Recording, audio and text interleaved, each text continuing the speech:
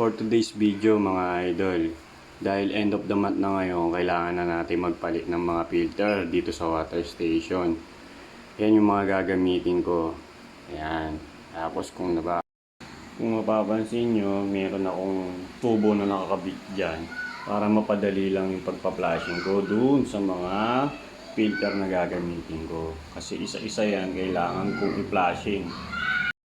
Release lang natin to, itong valve na to para mawala yung pressure. Ayan o, may pressure kasi yan. Hindi natin mabubuksan yung filter housing kapag hindi na-release yung pressure niyan. Yun, ganun lang.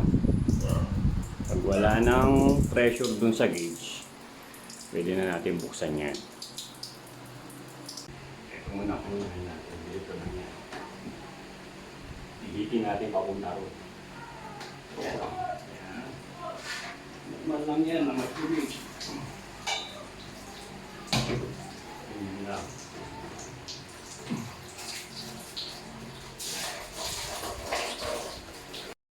Paano? Gawin ko muna to. Baka gawin pa ng iba. Medyo marami kasi ito 5. Kaya hindi ko nakukuha ng buong video. Baka mamaya umabot tayo ng ilang oras.